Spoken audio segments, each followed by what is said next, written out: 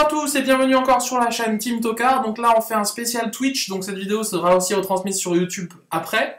Donc c'est une vidéo qu'on fait pour avoir un petit peu nos premières impressions, nos premiers ressentis en fait suite à la banlist aujourd'hui, donc lundi 4 avril. C'est ça. Donc banlist de Wizard et du coup qui a été on va dire quand même pas mal grande, pas mal étoffée comparé à d'autres banlists. Donc on va un peu donner nos impressions en commençant par la première partie. Moderne, et en deuxième partie on verra le Commander, sachant qu'il y a une restriction en vintage qui est le Lone Stone Golem, dont alors j'avoue que on se fiche un peu dans le sens où j'avoue que le format vintage c'est un format qui est malheureusement accessible à une très petite partie de joueurs, c'est-à-dire les gens qui ont 3 joueurs dans le monde. C'est-à-dire que les gens qui ont hérité d'environ 12 immeubles et gagné au loto. Les gens qui ont gagné au loto. C'est les gens qui ont commencé comme Magic à voilà. arriver. Donc c'est pour ça donc il est juste restreint à 1 le golem pour ceux qui veulent voir. Donc on voit un petit peu, on vous les a laissé un petit peu ici la liste. Donc on va commencer par la première chose la plus importante qui est le ban. Voilà. Donc on voit ici le ban de l'œil du Guin. Donc celui-là on l'attendait. Hein. Ouais. Je peux vous dire que ça fait du bien. Hein. Aujourd'hui, là, je revis un petit peu parce que pendant 1 mois et demi, j'ai tiré la tronche, comme pas possible. L'œil du Guin, on va dire que c'était très attendu. Alors, on savait pas s'ils allaient ban uniquement l'œil du Guin ou s'ils allaient ban le temple et l'œil du Guin. Ou le temple tout court. Ou le temple tout court. Apparemment, c'est donc l'œil du Guin qui est tombé tout à l'heure. Bon choix parce que pour le coup, Eldrazi va devenir un deck qui sortira normalement, j'ai envie de dire, un peu plus normalement. Justement, c'est en fait la grosse question qu'on se posait, c'est que s'ils bannent l'œil du Guin, en fait, ça permet d'éviter les sorties fumées à base de mimiques. C'est ça. Et ça permet d'éviter le late game qui est super fort. Par contre, ça permet de faire survivre le jeu, parce que du coup, s'il y avait le ban du temple, finalement le jeu serait très aléatoire, puisque l'œil du Guin en lui-même ne fait pas de mana. Il est légendaire, on peut pas en mettre 2 sur le terrain, et on peut... comment dire, on ne peut pas sortir les créatures qui demandent un mana incolore avec. C'est ça. Donc du coup, ça aurait, je pense, plus tué le pack en rendant le pack totalement en mode aléatoire. Après, entre sortie fumée et pas de sortie du tout. Après, ce qui est important de prendre en considération, c'est que l'extension a vraiment plu, l'extension Eldrazi qui est sortie, ils en ont vendu beaucoup. Ils ne pouvaient pas se permettre également de tuer Eldrazi tout simplement. Donc ils ont trouvé un juste milieu et je pense que c'est la bonne carte qu'il fallait cibler. Ouais. Voilà. Je sais pas ce que vous en pensez, hein, vous pouvez donner vos commentaires sur le chat, même si vous êtes 2. En tout cas, voilà pour dire ça, c'est vrai que ça va permettre à Eldrazi de devenir un deck midrange. Ouais, c'est ça. Alors il y aura toujours des fois où en mode quand les étoiles s'alignent, on pourra faire temple T1, temple T2 et voyons ligatureur, ça arrive. Mais le jeu est beaucoup moins stable, beaucoup moins fort, beaucoup moins rapide, et du coup, et en même temps, et justement le deuxième effet qui se coule, parce que pour ceux qui connaissent, voilà, on calme Tron. C'est-à-dire que Tron qui avait son late game en mode à partir du moment où j'ai mon Tron, je vais pouvoir chercher une créature tous les tours, Ulamog, Machine Give Retreinte,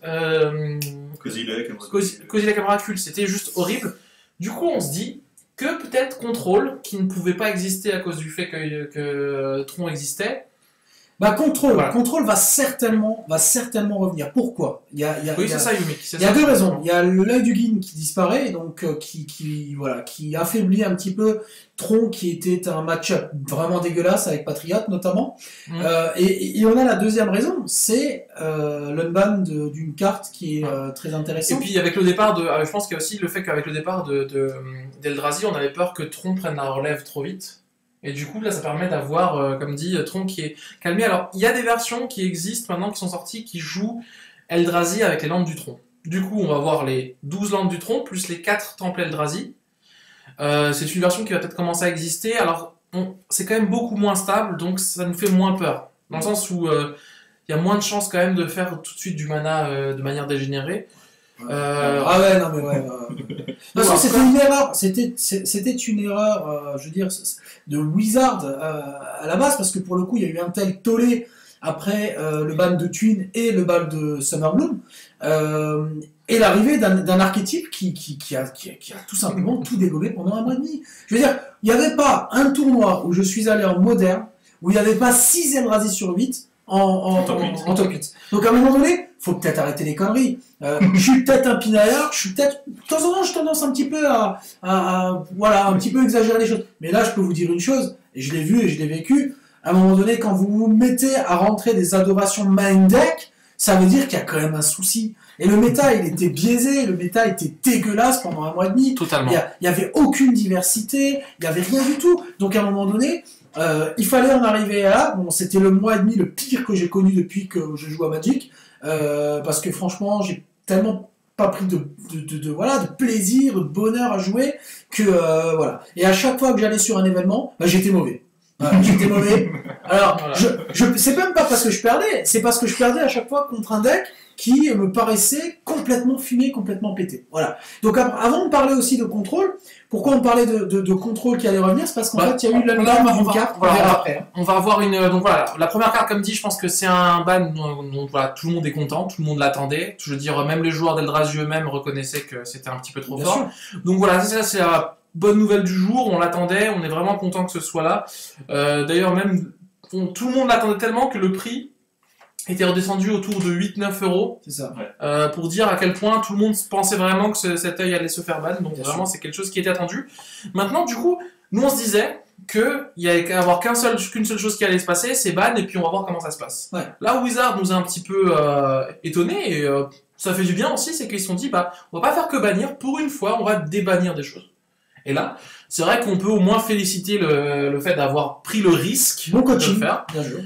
Et on va juste voir du coup, alors justement une carte qui va justement peut-être ne pas faire plaisir à nos joueurs qui jouent justement token, parce qu'ils jouent des saisies, une carte qui rend un peu les cartes comme saisie et Kozilek Un peu beaucoup moins fortes. Ouais.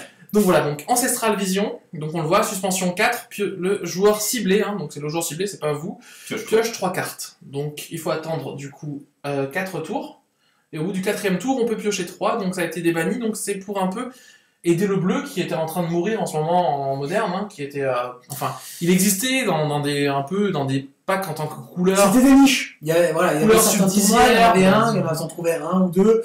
Ouais, bon, après il y a Merfolk, mais voilà, est-ce qu'on peut appeler ça vraiment un jeu bleu? C'est vraiment un jeu plus aggro. Infection qui tue le bleu vraiment pour, on va dire. Ah, on parle vraiment de contrôle. Une carte qui est l'agent gangrené, hein. Vraiment, c'est la carte en dessus. Donc, non, là on parle de contrôle, hein, clairement.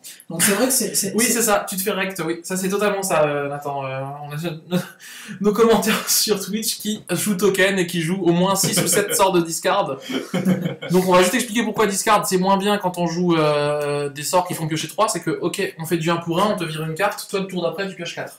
Tout à coup, la saisie ou l'inquisition est quand même bien moins forte. Mais c'est bête ce que je dis, mais alors Ancestral Vision, je dis toujours Recall, mais c'est Vision, hein, on se calme. Ancestral Vision est très forte, mais à ce moment-là, pourquoi ils n'ont pas remis pas un Trésor Cruise, hein, Deep True Time? Pourquoi? Alors Deep True Time c'est très fort, c'est vrai que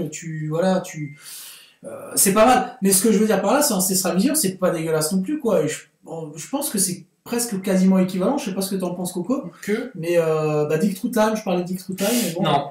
C'est un peu trop fort, tu penses, par rapport à. Alors, Deep True Time est vraiment trop fort. Pourquoi? Parce que Deep True Time, là, il faut aussi se rendre compte que c'est une carte qui, quand on la pioche, elle va rien faire, je rage pas.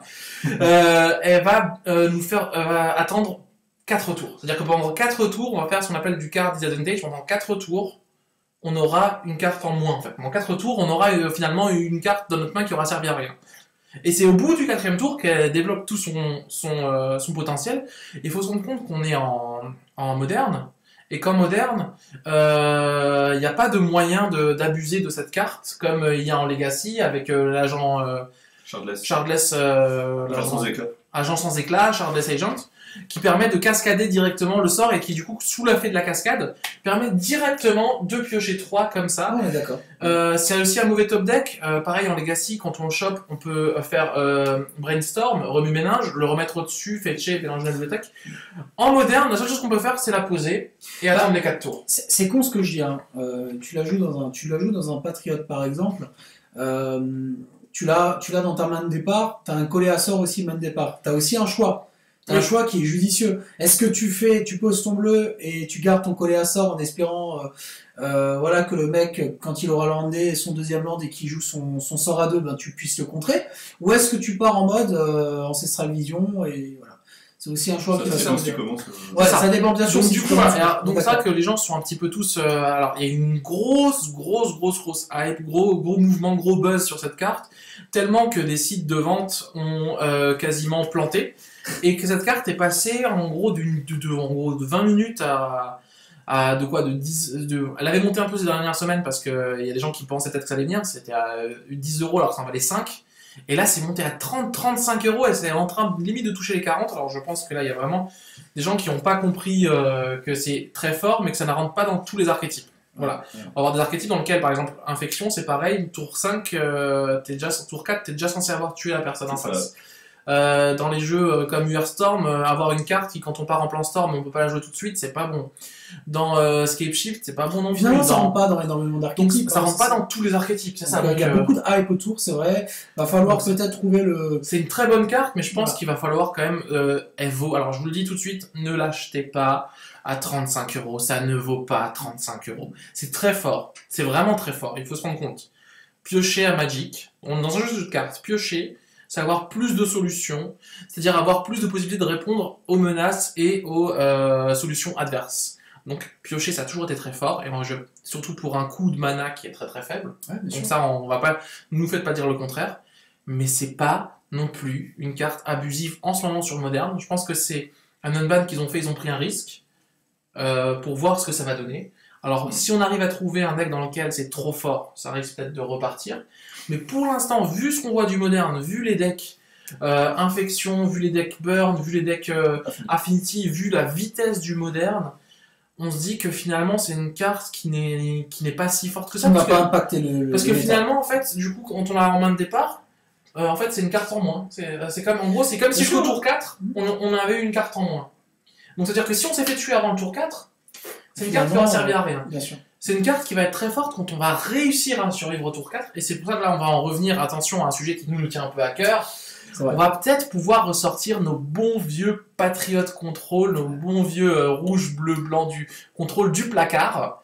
Parce que du coup, avec le ban d'œil du Guin qu'on me disait avant, et Ancestral Vision qui peut te jouer tour 1, qui peut pouvoir faire piocher 3, ça vend un peu du rêve. Ouais, ça vend du rêve. Surtout quand tu t'es fait casser la gueule il y a 2 heures de ça contre Patriot, où pour le coup tu t'es vraiment fait défoncer.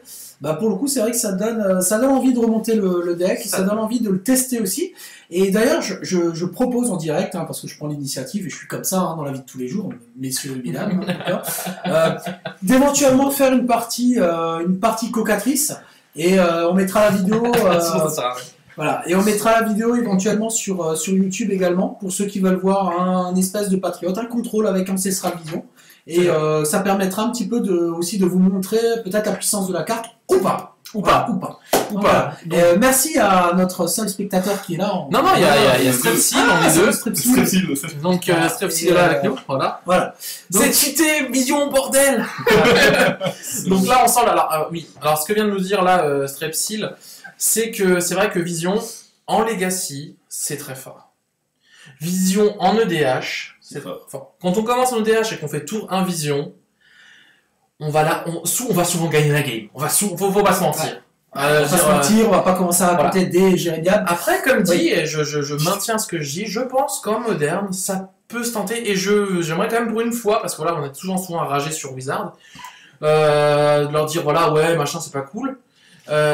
C'est quand même bien de oser prendre le risque de unban une carte, de prendre le risque de peut-être changer le format.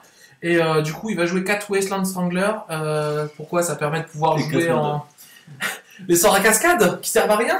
Ça peut te jouer dans Living End. On peut cascader pour Ancestral Vision. Non, donc voilà, en tout cas, c'est une carte c'est la carte qui a créé le plus de buzz. C'est la carte que tout le monde va attendre au tournant. Et pour finir sur cette carte, avant de passer sur la dernière, parce que oui, il y a une dernière carte dont on va parler. Il y a un contre qui est sorti, qui va sortir vendredi, dont on en parlait, qui est le contre qui contre un rituel, et si on a le délire, ou le délirium, parce que j'aime pas le nom français, je suis vraiment désolé, autant ouais, je suis d'accord. Délire, on a le délire. Le délirium, on peut exiler la carte qui est dans la bibliothèque, dans le cimetière et dans la main du joueur qui ont le même nom. Du coup, je me dis, c'est peut-être aussi ça qui leur a permis de sortir le déban. C'est peut-être ça aussi qui a permis de débattre Ancestral Vision, dans le sens où ça permet de lutter contre Ancestral Vision et d'enlever les 4. Voilà, je sais pas, je trouve que c'est peut-être une carte qui a permis un peu ça. En tout cas, comme dit, ça ne rentre pas partout. Ça rentre dans Control, c'est sûr. Dans des jeux tempo, ça va rentrer, c'est sûr. Tous les jeux bleus Control tempo vont vouloir mettre ça. C'est sûr. Ça aurait pu rentrer dans Twin. Mais malheureusement, ils ne sont pas revenus en arrière.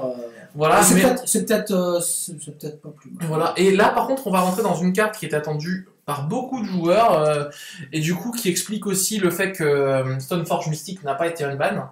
Parce que du coup, on n'aurait pas pu avoir cette carte-là qui est unban. Donc, l'épée des humbles, Sword of the Meek, et là on se dit, what? Wizard a décidé de déban une carte à combo, alors que Wizard n'est pas très très fan des jeux combo en ce moment. Et ben ils ont déban une carte à combo, qui est Sword of the Meek, qui combote avec l'enchantement qui permet de sacrifier un artefact, et à chaque fois qu'on sacrifie un artefact, on met une créature 1-1. Donc du coup, en gros, on peut faire c'est ça. 4 ils ont décidé, autant d'artefacts. Ils ont décidé de remettre un combo en plus dans le format moderne.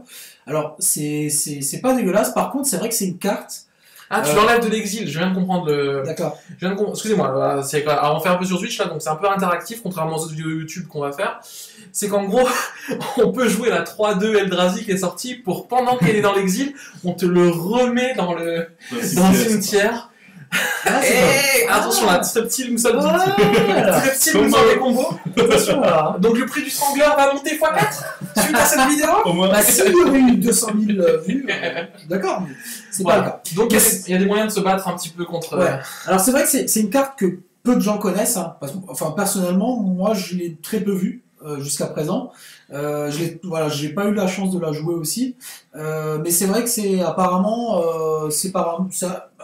un geste fort de la part de Wizard d'essayer de peut-être d'orienter un peu plus sur combo, pour remplacer peut-être Twin, je sais pas, enfin. En fait, là, c'est même plus que combo, c'est qu'on se dit même un jeu contrôle qui utilise cette combo comme un kill. Donc, on repense aussi, comme le dit un peu la Strepsil, au jeu un peu Tézérator que joue Gafougland notamment. Voilà, avec Tézéret, qui pourrait revenir, Tézéret contrôle avec cette combo dedans, ou même dans un bon vieux jeu contrôle bleu-noir avec ce kill, on va dire, qui va être un kill plus lent, mais qui va au moins permettre d'être un kill alternatif. Ouais. Et avec Ancestral toujours, hein, avec Ancestral qui a été déban aussi, donc je pense pas toucher 3 et c'est trouver ça. Voilà, je pense que après ça va être. Du coup, ce qui va se passer, c'est qu'il va y avoir beaucoup plus. Alors, l'avantage du déban de Épée des Humbles, c'est que du coup, avec Épée des Humbles et Affinity qui revient, on va avoir beaucoup plus de cartes qui vont tuer des artefacts dans les sides, dans les cartes de side. Du coup, ça va un peu affaiblir Affinity dans le sens où, comme on se dit qu'il y a 2 jeux maintenant qui jouent sur les artefacts, on va plus facilement rentrer des cartes de side contre artefacts. Je pense que Shatterstorm notamment va revenir peut-être. Strepsil nous dit que Tézéret est monté à 32€. Voilà, donc ça va avec l'unban d'Épée des Humbles. Et il pense à Calice du Vide MD, main deck, qui peut être aussi fort. Donc là, c'est une carte qui est aussi à surveiller. C'est pareil, je pense que Wizard laisse la chance, en tout cas, à des cartes d'être unban. Le souci maintenant qui va se passer, c'est que je pense que les prix vont avoir besoin un petit peu de se reposer. Ouais, parce qu'il y a trop de... et puis là, pour le coup, il faut vraiment ne pas acheter tout de suite. Hein. Voilà. Faut attendre un petit peu, patienter. C'est vrai qu'on est parti du principe où, par exemple, pour Ancestral, elle va certainement se stabiliser à 12€, 15€. Je pense pas que c'est une carte qui vaille plus de 15€, et je pense qu'il faut pas l'acheter à plus de 15€, sincèrement. On pense à tous ceux qui ont dépensé 35€ pour acheter la Utugin, ils doivent s'en mordre les doigts en ce moment. Faites attention, je veux dire, au bout d'un moment, l'argent ça sort plus vite que ça rentre. Ça dépend pour qui, mais bon. Mais voilà, en tout cas, ça c'était le côté moderne. On est, comme dit, on va attendre. On est content quand même qu'il y ait un nouveau souffle aussi en moderne. Ouais. C'est-à-dire que là, le moderne va totalement évoluer avec ces decks-là qui vont revenir, Control qui va peut-être revenir. On a hâte de voir ce que ça donne et en tout cas, on est plutôt content finalement de ce qui se passe en moderne. Ouais. Bah là, pour le coup, c'est sûr que c'est vraiment positif. Même si on peut se poser des questions sur la vision. Ouais. On est quand même content de voir que ça va bouger, que finalement le deck Eldrazi va aussi se calmer, que des nouveaux decks ça va peut-être amener plus de diversité aussi dans le méta, donc c'est pas une mauvaise chose, hein, c'est pas une mauvaise chose. Ah ouais, Strepsil, une vision portugaise à 34€. Ça fait du mal. Pour le coup, on va passer maintenant du coup à la deuxième partie de cette émission un peu à vif. Hein. Alors, Si vous voyez cette émission dans 3 mois, sachez que c'est des impressions à vif, donc on peut se tromper. C'est ça. Là, on va passer sur la partie EDH, donc EDH 1 contre 1. Donc EDH 1 contre 1, c'est la partie du coup qui est l'EDH, on va dire, créé le French EDH, comme on l'appelle. French Commander, qui du coup est pas celui qui est pas celui qui est reconnu par Wizard, mais celui qui est mis en place en fait par un comité, le comité qui met ça en place, qui est un comité français, francophone, qui est je crois dans l'ouest de la France. Ouais. Et d'ailleurs on va en parler. On va commencer par les 3 plus gros changements qui vont être du coup, je t'en parlais, les 3 bans. Voilà. Donc voilà. Oui, on commence avec Tata. Voilà, donc le premier ban, le ban dont tout le monde était au courant, le ban que tout le monde a tenté de voir, le ban qui méritait son ban, on va dire, comme on dit. Tasigur qui était en liste rouge. Voilà, donc avoir un général qui arrive pour un mana, qui a un body de 4-5. Donc dans un jeu contrôle, avoir une créature qui est aussi forte pour un coup de mana aussi faible grâce à la fouille et qui en plus en late game a un effet, ça permettait de se battre correctement contre aggro alors qu'on est censé être un jeu contrôle. Ça permet de VS contrôle de pouvoir gagner le OCA en fin de game. Vraiment, ça permet de pouvoir... tu m'as tué Tasigur, je refouille, je le remets. Donc là, on est vraiment très content. Je pense que là, on n'a rien à dire au niveau commentaire. Non, c'était un ban qui était annoncé. C'était un ban qui est, pour moi en tout cas, normal. Voilà. Totalement logique de la part de ce comité. Voilà, qui a fait qui avait prévenu. En plus là c'est un ban, on peut dire ils ont prévenu les gens, ils l'avaient mis en liste rouge. Voilà. Donc d'ailleurs le comité a décidé d'arrêter ce concept de liste rouge et de liste orange qui était un peu con. C'était pas clair. Pas clair, et ça c'est plutôt pas mal. Ils vont mettre maintenant juste watchlist. Voilà, ils ont toujours. C'est une watchlist et donc c'est une liste sur laquelle on fait attention, on regarde. Et donc toutes les cartes qui vont être ban, ils vont essayer en tout cas de faire des bans en mettant d'abord en watchlist les cartes. Ils vont pas faire ça directement. Les traiter au cas par cas. Voilà. Ils ont aussi parlé du fait que, en gros, et ça vous pourrez voir dans les liens qu'on mettra peut-être sur la vidéo, qu'ils préfèrent s'attaquer aux généraux directement plutôt que s'attaquer à des cartes qui font partie d'un deck, car ça demande beaucoup plus de balles. Voilà, donc en tout cas sur Tasigur on va pas dire grand chose. Les joueurs qui veulent jouer contrôle vont devoir se rabattre ou sur Vidven qui est quand même beaucoup moins fort, ou sur Cli, ou sur Grand Arbitre Augustin qui est plus qui est moins draw and go et qui est plus des fois tap out quand il va devoir jouer ses Vras ou ses choses comme ça. Éventuellement clic aussi, ouais. En tout cas voilà, ouais. Tasigur il était vraiment temps. Le deuxième qui était pas en watchlist, enfin je ne crois pas, ou qui était pas non, mais qui méritait quand même, enfin on va dire voilà, même si on l'a joué, je l'ai encore, il méritait son ban pas pour les mêmes raisons, pas parce que c'est un général abusif ou parce qu'il est ingérable, mais parce que en fait il brise une des règles de l'EDH qui est de je joue des cartes en x1 et j'espère les avoir, mais je joue 99 cartes et c'est pas sûr que je tombe dessus. Lui permet de faire toujours la même sortie, tour 1 Elf, tour 2 Izan, et après on sait que en créature A1 on va toujours chercher quasiment toujours la même, en créature A2 toujours la même, en créature A3 la même, et après on a gagné. Sachant qu'en plus il y a des cartes dans le deck qui permettent de pouvoir le détaper et donc activer 2 fois son effet. Donc en gros, c'est un deck avec lequel on va souvent pouvoir gagner tour 4, tour 5, contre lesquels le contrôle peut rien faire, parce qu'à partir du moment où il arrive tour 2, contrôle en face a qu'un seul... Le seul, moi je vous dis,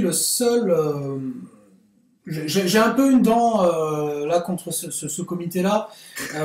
Ça commence un peu avec on apprécie. Mais ce que je veux dire par là, c'est que Izan, le problème c'est qu'il a pas été sur la liste des annoncés. Alors il y en a qui ont dit que oui, moi je me souviens pas l'avoir vu. Moi j'avais vu que Tasigur. Enfin j'avais vu. Moi je crois qu'il était sur liste orange. Peut-être sur liste orange. Alors passer d'une liste orange à un ban, je trouve ça complètement exagéré. Après, voilà, le souci c'est qu'ils ont décidé d'enlever le concept de orange et rouge. Donc voilà, en tout cas, moi je trouve que c'est un ban qu'on peut comprendre. Je pense que c'est un ban qu'on peut comprendre. On peut le comprendre, mais à un moment donné, on peut aussi se demander, voilà, il faut respecter à ce moment-là l'ordre qu'ils avaient établi au départ. Même si gomme la liste orange et la liste rouge, je pense que passer d'une liste orange, c'est-à-dire d'un truc qui est surveillé, à un truc qui est banni strictement, il y a quand même quelque chose qui ne va pas. Ah, on est. Maintenant, on n'arrête pas de monter. C'est super. Maintenant, c'est vrai qu'Izan, pour l'avoir joué, joué, on l'a joué tous les deux. C'était un deck qui effectivement tutorisait un peu ce qu'on voulait. Il est trop mais je tiens aussi à dire une chose, c'est que c'est un deck qui perfait régulièrement, mais qui finissait pas tout le temps premier, et très régulièrement premier. Là, on va rentrer un peu dans le débat au sein de la team où on disait c'est vrai qu'il n'arrive pas premier parce que beaucoup de gens rentraient pas mal de hate contre le vert, beaucoup de cartes pour essayer de tuer, et il n'arrivait pas premier parce que contre des decks avec beaucoup d'anti-bet. Et du coup, c'est un peu ce que t'es devenu le DH, c'est en mode où je joue beaucoup d'anti-bet pour pouvoir gagner contre les decks verts, ou je perds contre les decks verts. Du coup, c'est en fait le but, c'est aussi de rendre le format un peu plus sain. Et dans ce sens-là, je peux comprendre que Izan aussi soit ban. Et pour moi, c'est plutôt logique dans la suite de ce que veut faire le comité. Après, c'est vrai qu'ils ont attendu longtemps et on a l'impression un peu avec ces bans que c'est vrai que du coup, on laisse jusqu'à ce que ça devienne critique. Et au moment où ça devient critique, tout à coup, on fait plein de changements d'un coup. Et c'est vrai que du coup, ça nous a fait un peu bizarre, et je pense que pour les joueurs, ça fait pas un peu bizarre, mais ça fait peut-être du bien aussi. Dans le format. Oui, Unique, effectivement, je l'avais joué contre toi, et il me semble que je t'avais cassé la gueule. Une fois. Voilà. Non, mais c'est pour dire que c'est vrai qu'on est un peu, voilà, on comprend qu'il puisse être ban parce que c'est très fort. Par contre, voilà. Par contre, là, attention, ça va rager. Là, ça va rager du coin de Zach. Et alors, on va juste faire une différenciation entre la rage qu'il va y avoir et le point de vue objectif. D'accord. Donc, il faut se rendre compte que Gaïa's Cradle, c'est une carte qui est très forte, mais c'est aussi une carte qui coûte entre 100 et 120 euros. Et ils vont se rendre compte que pour un joueur moyen, lâcher cette somme-là, c'est énorme. C'est un tas de mots. Après, vous allez me dire qu'au point de vue compétitif, on s'en fiche de l'argent. Vous avez raison. J'ai connu des gens qui ont vendu leur voiture pour avoir. C'est vrai. Donc, voilà. Donc, s'il faut savoir, ce que Zach va vous dire, c'est que d'un point de vue du joueur, quand on a lâché plus de 100 euros ou à au trade plein de cartes pour avoir cette carte et qu'on la voit être bannie, ça fait mal. Après, il faut se rendre compte que d'un point de vue carte, c'est vrai que c'est une carte qui est très forte et qui, dans certains decks comme Marat et Animar, fait vraiment, ou dans Ezuri ou même Izan, fait vraiment n'importe quoi. Vraiment. Et c'est vrai que dans cette deck-là, c'est la carte qui permet de kill un tour avant, c'est la carte qui permet de faire je m'en fiche de tes comptes manaliques parce que je vais faire 12 millions de mana. Donc, d'un point de vue purement objectif, dans les decks verts elf comme ces trois-là, c'est fort. Dans d'autres decks verts comme Genara, comme machin, ou dans des decks tricolores, c'est beaucoup moins fort. Ok. Sauf que, moi, j'ai quelque chose à dire. Tu me parles de deux DH, vert elf et Ezuri. Est-ce que sur les top 8 qu'on voit sur les 12 derniers mois, t'as déjà vu un Ezuri qui fait top 3? Animar, Marat. Ok, je suis d'accord. Sauf que là, notre cher comité qu'on salue Pissummer, il faut savoir une chose, c'est que là, ils ont ban et le commandant et Gaïa's Cradle. S'ils avaient ban Gaïa's Cradle, Izan était toujours aussi fort. Il perdait quand même vraiment de sa superbe. Alors, Gaïa's Cradle est sur la watchlist depuis plus d'1 an. Elle a voire 2 ans. Elle a esquivé à chaque fois les bans, mais à ça, sur chaque. Donc, faut aussi, c'est une carte que dire, même si nous, en tant que joueurs qui avons dépensé de l'argent pour l'avoir, on est dégoûté au point de vue financier, au point de vue. Il faut se rendre compte que, objectivement, si on prend un peu de recul par rapport à ce qu'on vit, oui, bien sûr, c'est fort. C'est très fort, c'est trop fort. Et quand on voit Marat qui est en train en ce moment d'exploser le format, parce que, en plus avec avoir ça, faire des tokens, et à faire des tokens, prendre Cradle pour être recasté, pour refaire des tokens, ça devient n'importe quoi. Qui part en combo. Donc, on peut le comprendre, et franchement, comme dit, on va, par rapport à ces trois trucs-là, même s'il y a des choses qui nous font mal au cœur, on est plutôt content des bans qui se sont passés. Maintenant, on va venir sur un point qui, nous, par contre, va nous rendre un petit peu plus mauvais. Et pour cela, on demande vraiment pardon aux gens du comité. C'est pas contre eux. C'est que on comprend, et j'ai discuté un petit peu sur des forums, que suite à ces changements, ils ont peur de la suite de ce que va devenir l'ODH, parce que c'est vrai que c'est beaucoup de changements. Et du coup, il va y avoir ce qu'on appelle des watchlists préventives. Ouais. Et du coup, ils ont mis sur la watchlist quasiment tous les généraux qui sont à 3 mana et qui sont dans le bleu-vert.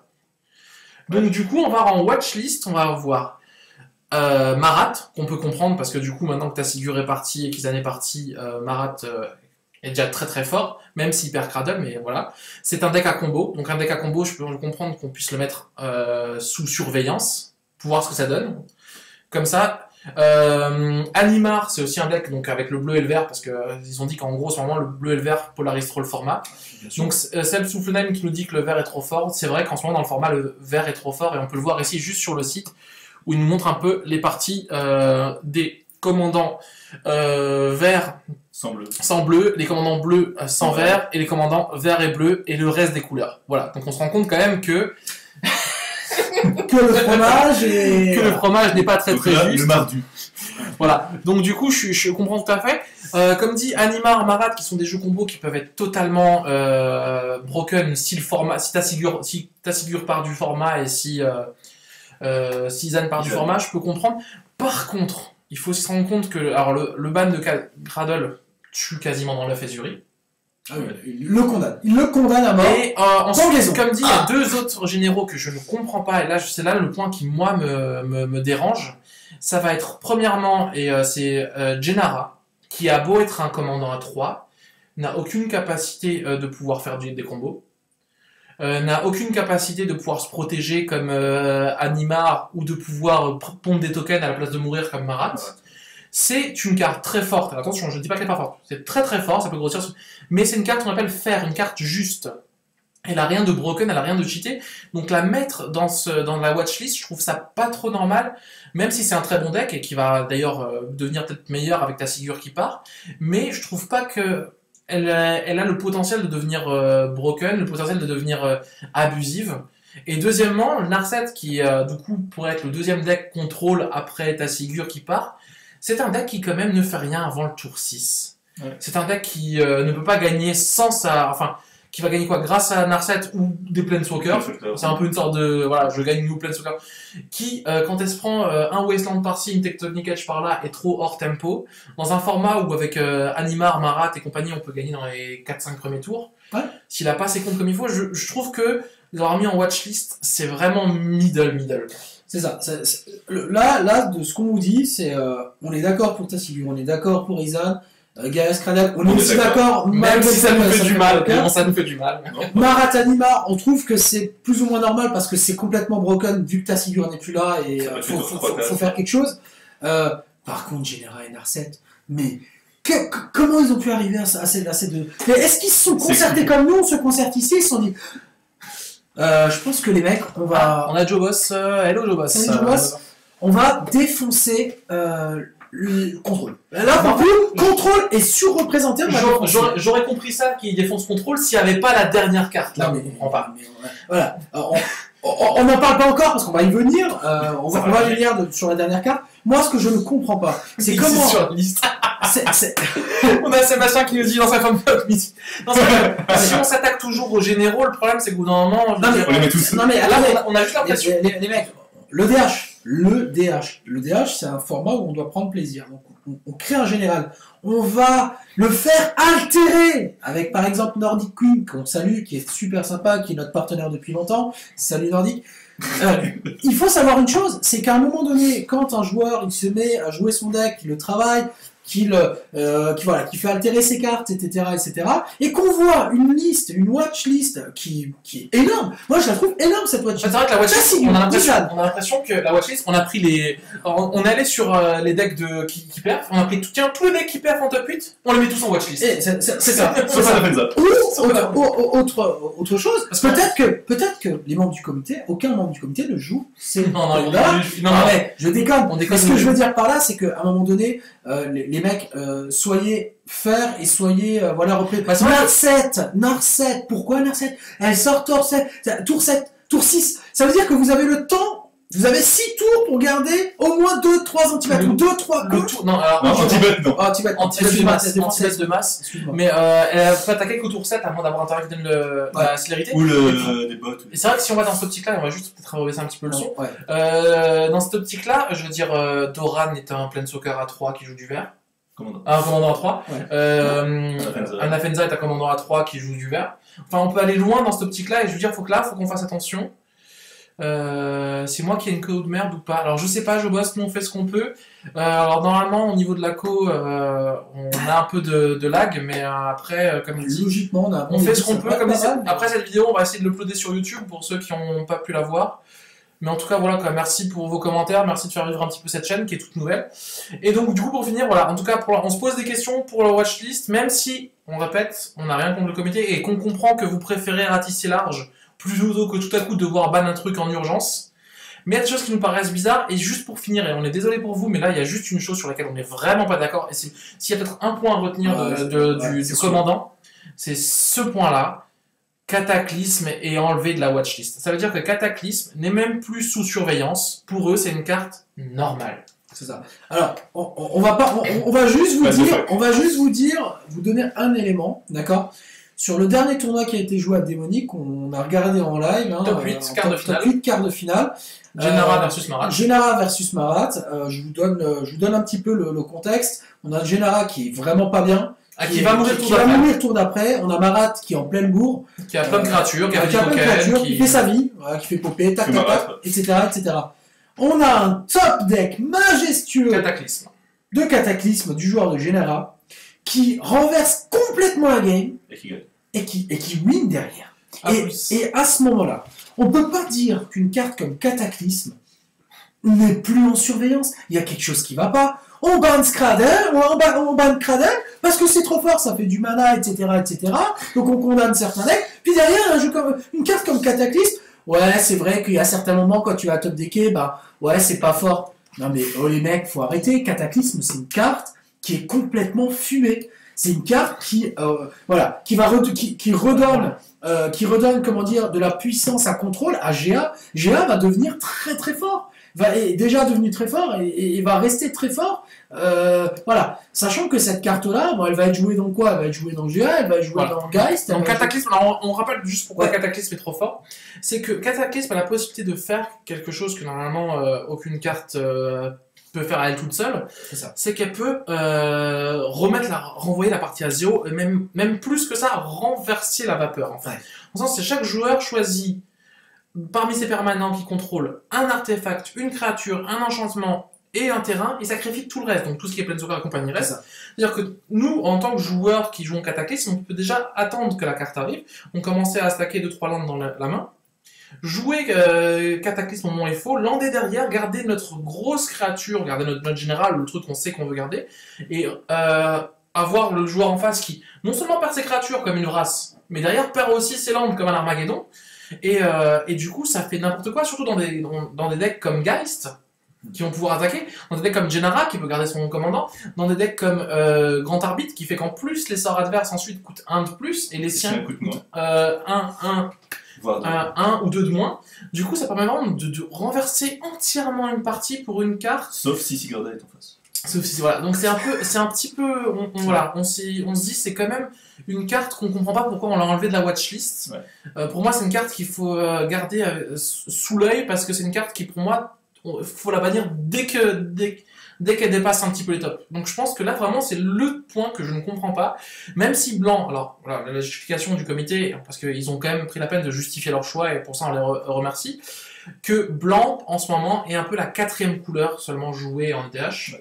Donc c'est vrai que c'est une couleur qui est pas très forte, pas très jouée. Mais le problème c'est que cette couleur, si on la lie avec du bleu, ça fait blanc-bleu. Si on la lie avec du vert, blanc-bleu-vert. Et du coup on se retrouve avec le même problème qu'avant, le bleu voilà, qui est fort, et on lui rajoute une carte qui permet de dire « Ah, je suis dans la merde !»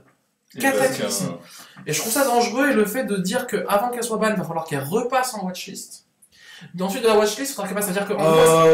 moi je suis pas sûr, hein. Parce que pour le coup, s'ils changent leur fonctionnement de nouveau, qu'ils enlèvent la watchlist et qu'on se retrouve avec un feu rouge, feu vert, ou j'en sais rien, pour le coup, voilà. Non, Cataclysme, c'est clair que ça n'aurait jamais dû sortir la watchlist.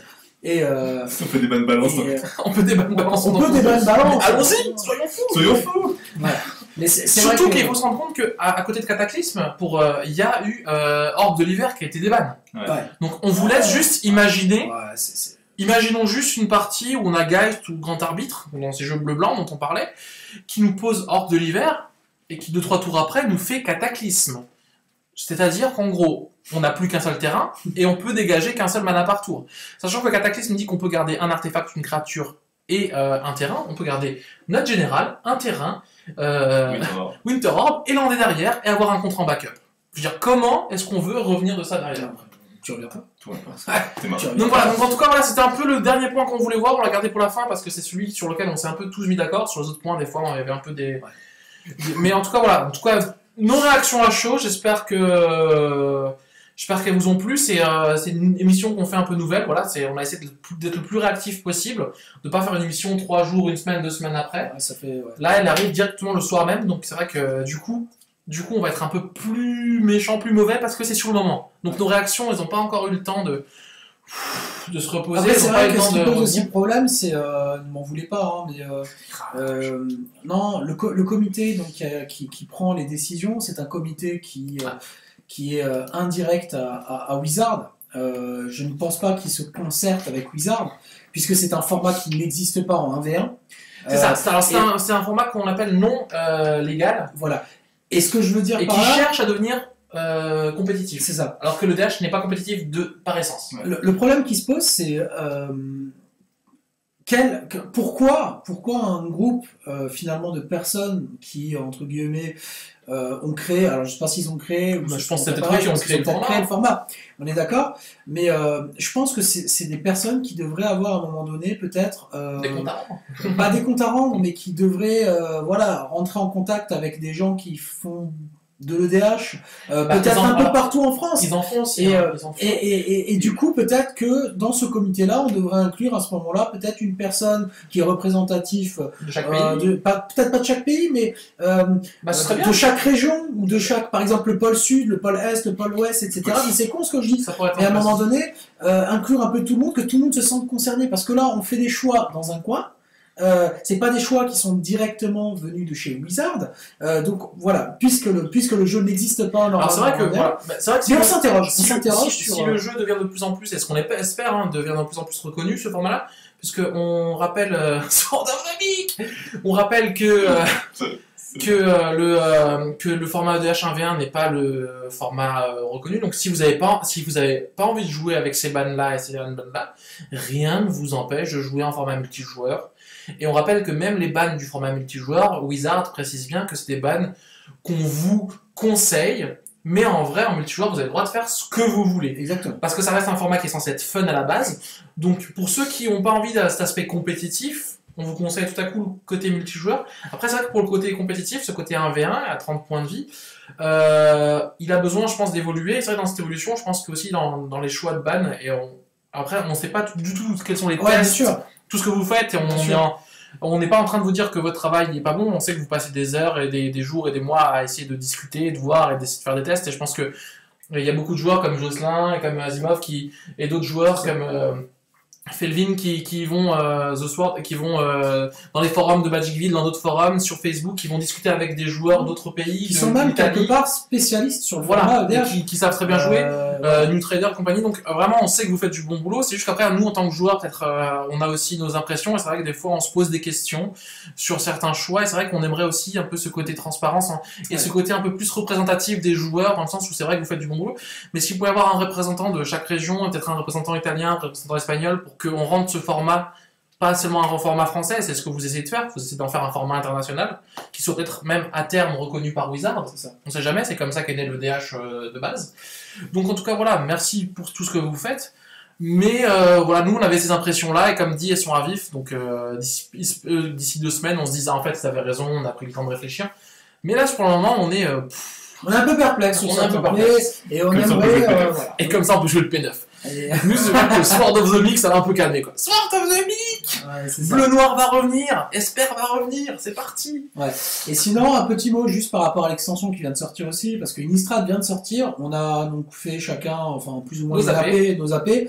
On a vu le potentiel de certaines cartes, on a été surpris aussi par certaines cartes. Et on fera peut-être une vidéo sur finalement, quand ça va un peu plus se reposer, quand l'édition sera sortie, sur les cartes finalement qui nous ont plus marqué. Ouais. Et en tout cas, voilà, on va peut-être s'arrêter là parce que l'émission là va durer quand même super longtemps. Ouais, ça fait 45 minutes à peu près. Qu'il faut qu'on l'upload après sur YouTube. Donc l'émission sera uploadée normalement si on arrive à le faire. Et si ça plante pas. C'est ça. Après, peut-être que quelqu'un avait une question, je sais pas. On peut faire peut-être 2-3 questions avant de lâcher l'antenne. Voilà, avant de lâcher le... Sur cette émission, si vous voulez qu'on recommence cette émission plus tard, si à chaque, parce que c'est quelque chose qu'on pourrait faire à chaque ban. Bah, je pense qu'on pourrait même, le faire plus souvent. Je pense qu'on pourrait en faire une tous les 15 jours par exemple.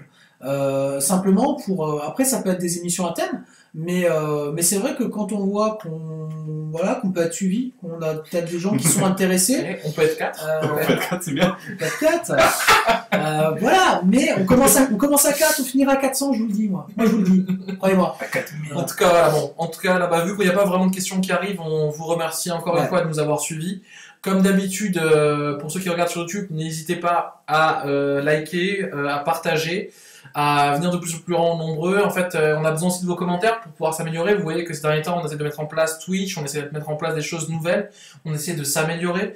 Notre but aussi, c'est de faire ces choses-là. C'est aussi pour vous. C'est pour parler entre nous. On le fait déjà de toute la journée quand on se rencontre, nos discussions. Voilà. Le but, c'est de le faire aussi pour que la Team Tocard puisse progresser, puis pour que l'association puisse aussi devenir de plus en plus grande et que si vous voulez en faire partie un jour, pourquoi pas. En tout cas, voilà. Merci à tous. N'hésitez pas à nous suivre, à partager et à très bientôt. On va arrêter le stream. Salut à tous. Ciao, ciao. Bye bye.